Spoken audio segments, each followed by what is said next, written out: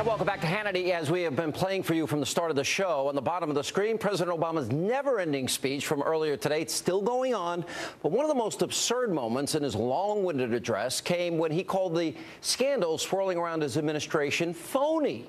Oh, really? Let's watch. With this endless parade of distractions and political posturing and phony scandals, Washington's taken its eye off the ball. And I'm here to say this needs to stop. This needs to stop. So I wonder how the members of the victims and the families feel about the Benghazi terror attack. Do they feel good about calling that scandal phony? Here to react to that much more is Kentucky Senator Rand Paul. So spying on Tea Party members and targeting them with the IRS, spying on Americans and Benghazi, it's all phony. It's all a distraction, Senator. You agree with that?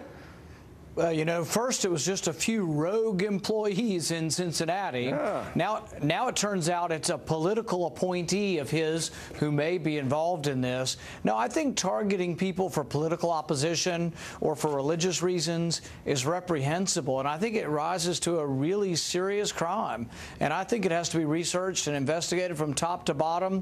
And if this is true, someone should go to jail over it. Yeah. Well, do you think that we're getting to the bottom of these scandals enough? I think the IRS is going to take a complete overhaul, that we're going to have any kind of confidence that we're not being targeted.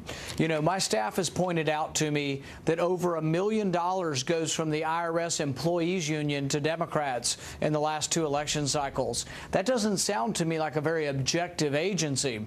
The other thing I find out is that the IRS agents, over 200 of them, do union work while on the job, while being paid for by the taxpayer. In fact, 40 of them make over $100,000 a year, but do union work 6 months of the year while we're paying for it. There's a lot that needs to be investigated at the IRS. Well, and they've been obfuscating. Now, you recently were quoted as saying about Detroit, no bailout for Detroit.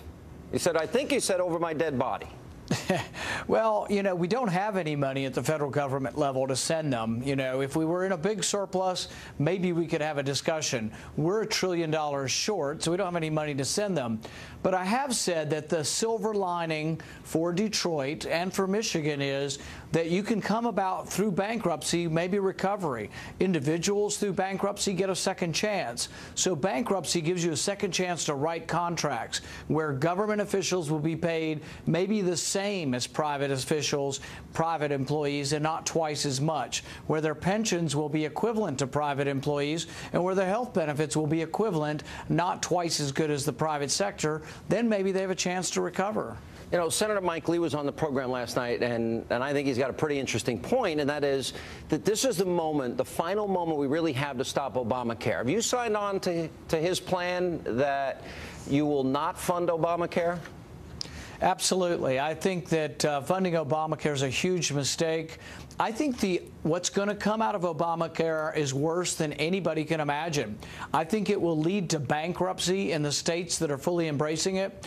I think it will lead to less people having an insurance as they find out the insurance is so much more expensive than their current plan.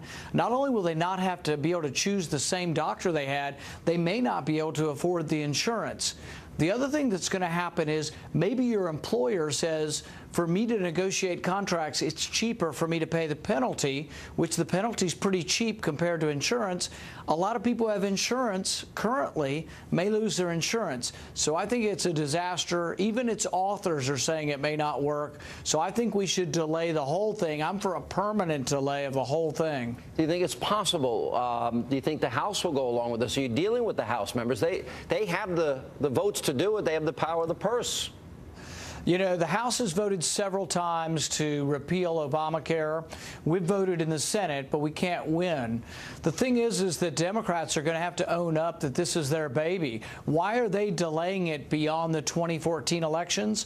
Because they're afraid people are going to be scared to death and alarmed at the price of their insurance and at what it's doing to state budgets. So I think they're delaying it for political purposes, but I really think that it needs to be delayed for everyone, not just for a few select individuals. See, what I like about Mike Lee's plan, though, is he's going to fund the entire rest of the government, except for Obamacare. You'll pass those appropriations, and then it's up to the Democrats. If they want to shut down the government over Obamacare, I guess they can, but that's their choice, right? Do you think the Republicans have the courage to do that? Frankly, probably not. I do, and I will stand with Mike Lee saying that Obamacare shouldn't be funded and that we should force the Democrats in the Senate and the president to come forward and tell us why it's such a great plan. Because why are they delaying it? Why are they giving special waivers to their friends? Why have some corporations gotten waivers and other corporations not? Why are some businesses going to get exemptions and then some individuals not? I think they really need, if they're going to cherry pick and select out for some, they need to re-explain this to the American people. All right, the Center for American Progress heard from Senator Menendez. He says all he wants is the House to pass a bill, and that the Senate immigration bill will win the day, and that means amnesty for 11+ million people. Is that a strategy that they have adopted, do you think? Because I feel he may be revealing something here. You know, I'm concerned about what could happen in conference committee. I am for immigration reform, though, and I think if the Speaker of the House holds true and says we're going to have a Republican bill come out of the House and that's all we're going to vote on and we're going to use our leverage to get good immigration reform, I'm hoping it can be something I can support. But I am very concerned about an open-ended process in a conference committee. So we'll see where it goes. But if we have strong leadership in the House, we should be able to ensure that no bad immigration bill gets passed. All right. Good to see you, Senator. Appreciate you being with us. Coming up next, thank you, Sean. We continue, as you can see, to monitor the never-ending speech of President Obama. Same platitudes, bumper stickers, slogans. I'm going to ask former Obama advisor Austin Goolsbee to explain why it took his old boss more than an hour to lay out his economic record. And don't forget, by the way, we always want to hear from you. Log on our special companion site, HannityLive.foxnews.com. You follow the live show, share your thoughts. Just go to Hannity Live.